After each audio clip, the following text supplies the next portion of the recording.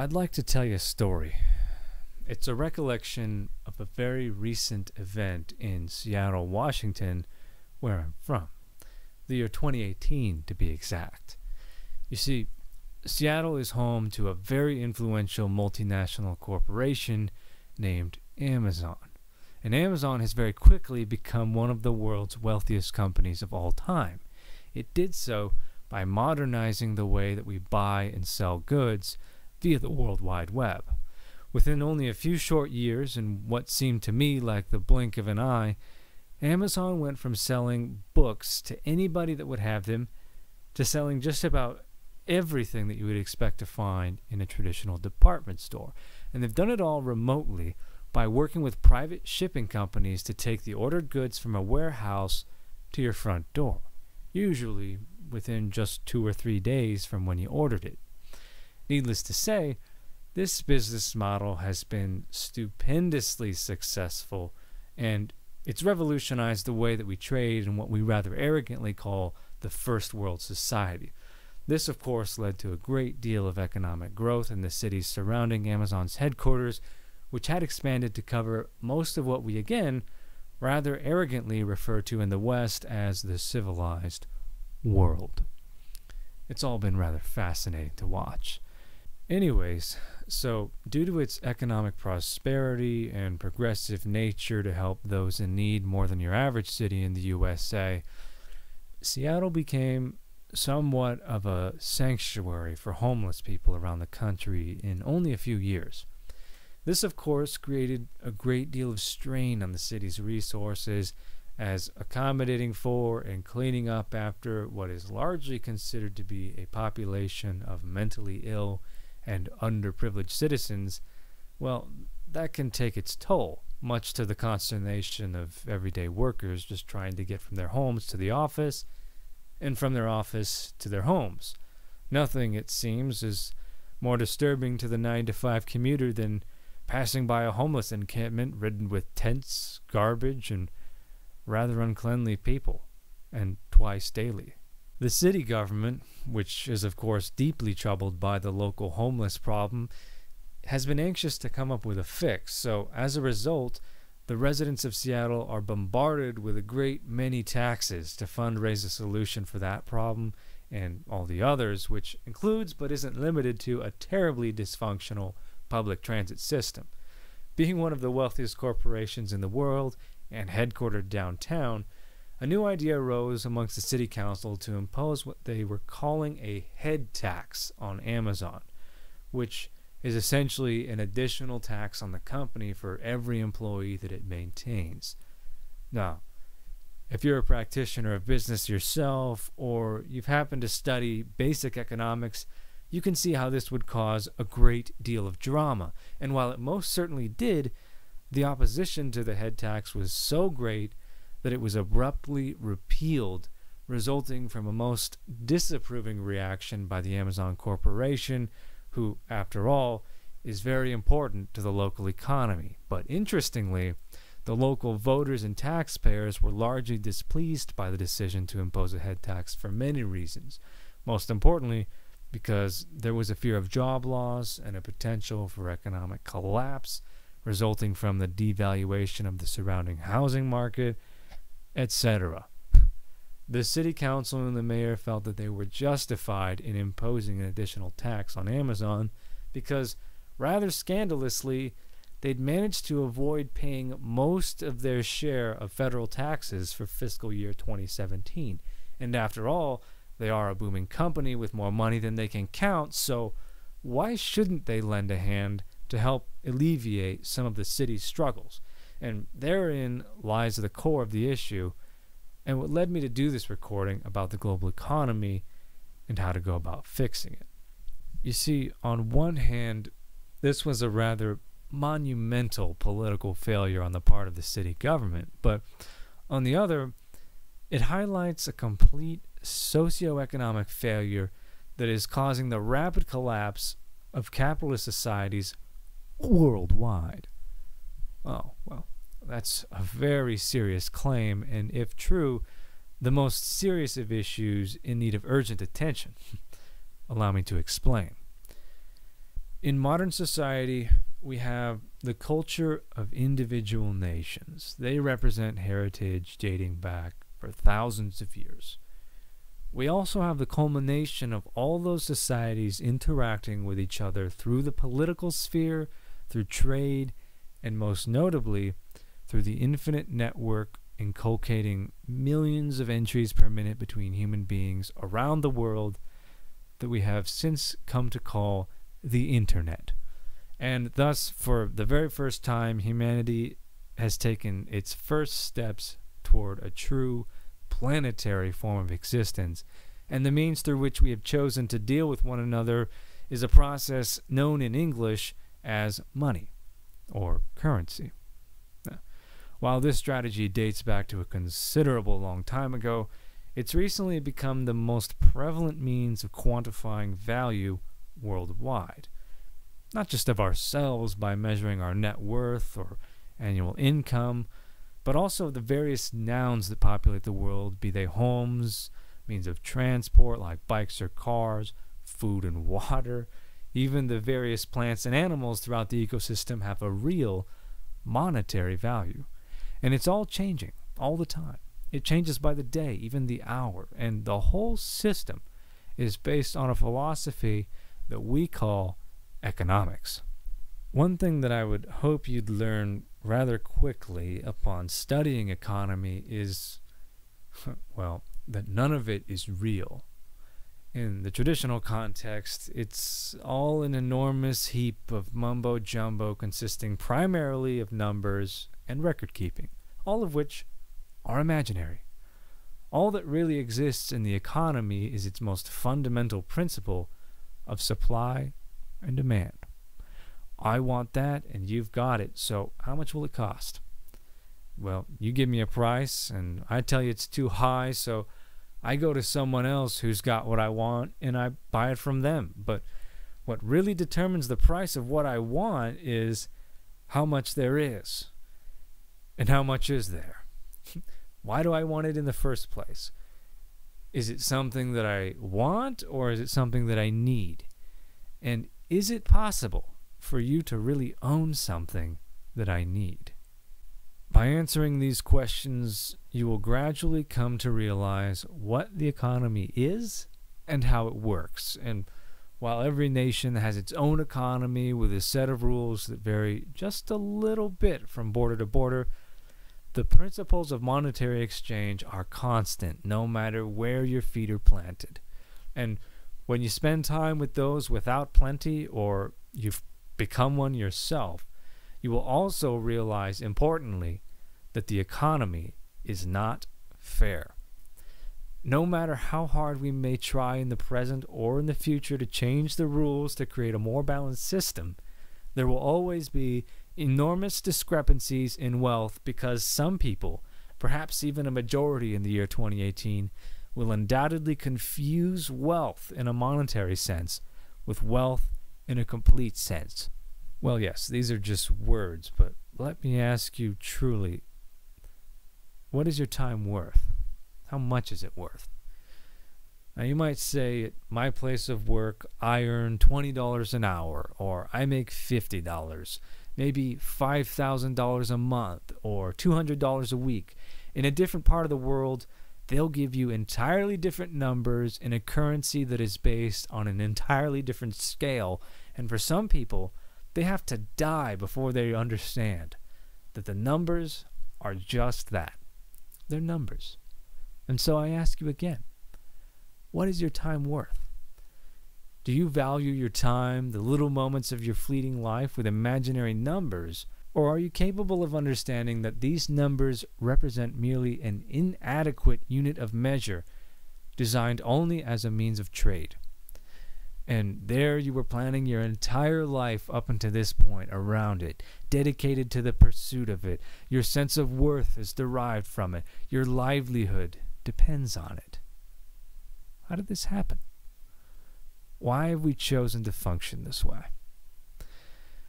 Well, this discussion is perhaps one better suited for a humanity more adapted to present-day Earth. That is, if we're able to prevent the various money-fueled industries today from destroying our environment tomorrow. Now, I'll assume by now, since you're still listening, that you have at least an intermediate understanding of economics, how to make money, and thus you more or less understand its power over the often feeble human mind.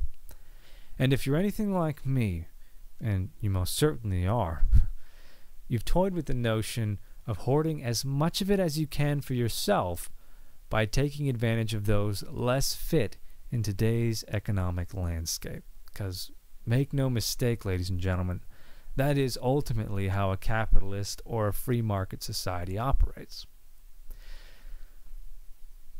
We often tell of dystopian futures where machine has come to subjugate man. What they don't tell you in those stories is that this has already come to pass. I don't mean machine in the traditional sense as something that's mechanical or made from steel, but rather a program with a body not tangible but has nevertheless taken form. And we call them corporations or governments. True, they may be represented by human beings, but you'd be foolish to believe that the humans are in charge.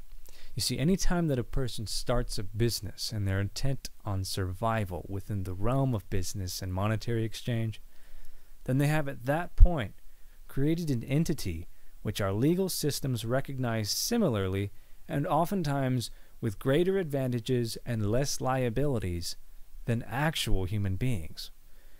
And unlike people, the various businesses, corporations, and you mustn't forget, governments, they don't have a life expectancy.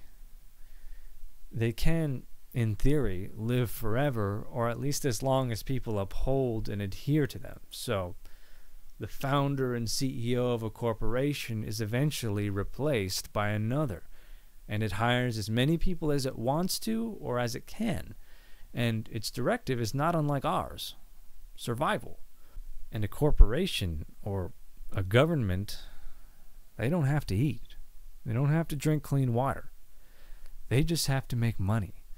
And they do so by using human energy, human creativity, human time. This again is equally true of the various governments of the world, which are really just corporations that own and operate a specific landmass. Instead of CEOs, they have presidents and prime ministers. Instead of executives, they have legislators and representatives. And instead of hiring people and paying them for their time and energy, governments, rather disturbingly, simply make claim to infants that are born within their designated borders and assign them names and numbers, forever ascribing those unsuspecting babies to a lifetime of servitude, loyalty, and most importantly, taxation. And you didn't even get to do a job hunt or sit down for an interview. You were simply enlisted.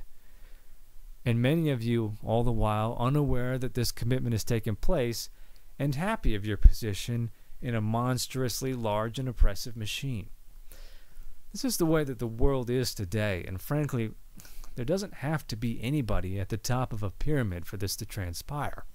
All that's required is your conformity, submission, and a belief that the system is necessary for modern human civilization to take place. Now, this, I hope you can see, is not true. We don't have to live out our lives in service to machines, but it is, nevertheless, the situation that we find ourselves in. So, back to the title of this video, how are we going to go about fixing all of this? See, first you must remember that people created governments and businesses to better their lives. To create civility and order, we enacted government. And we are, as a group of animals, open to the idea of leadership to oversee trade and commerce, so that we all have what we need. For example, because of business, there exists the possibility for every man, woman, and child to fall asleep each night with full bellies, despite never once having grown their own food supply. Because the farmer earns his wage through selling his crop, the delivery service theirs by shipping it, the grocer earns their wage by selling it, and so on and so forth.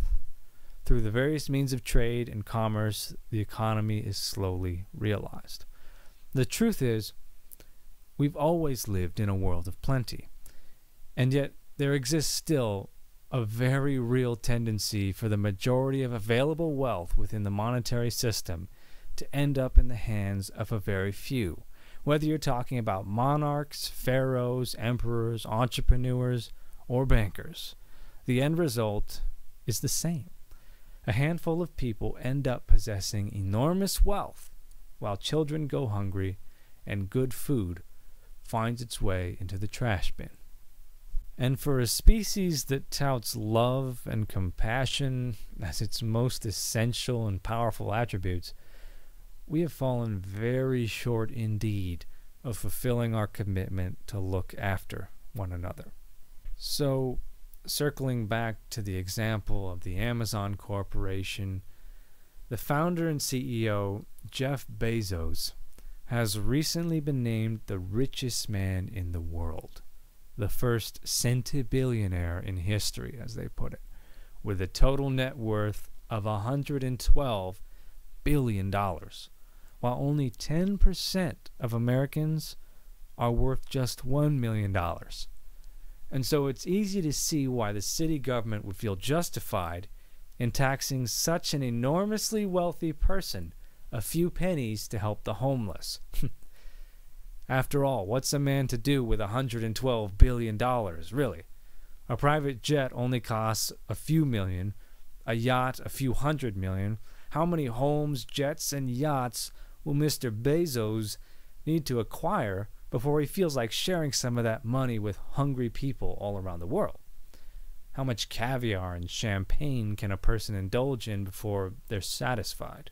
And just what is it about certain people that just seem to want to own the world? I will tell you that there are many of us smarter than the top 5 billionaires in the world and possessing still the ability to work equally as hard. But what these highly intelligent, hard-working people don't possess is the greed in their heart necessary to hoard all that money. Because just when they might be generating enough income to make the Forbes list, they give it all away. That's it. That's the secret. I'm not telling you anything that you don't already know, but the reason for this video is to highlight the difference in thinking between two very different approaches, as if to sum it up in one sentence, the anomaly of binary thinking. One of the methods works, and the other one doesn't. So let's take you, for example. Are you the sort of person that sees the injustices in the world and the greed of man's heart as a force of evil and something that must be opposed? And thereby you elect aggressive leaders that, through the use of government, are going to force these individuals to share so that the ghettos can feel some reprieve? Are you the sort of person that believes that these corporations need to be forced into submission, knowing full well that they'll just adapt to survive and find other means to collect all the money they can? After all, Jeff Bezos, using him only as an example, acquired his wealth, as far as we can tell, by following all of the rules that people and governments impose on businesses. So what is it? Why can't we just get this system to work? And to those people, I would remind you that it does.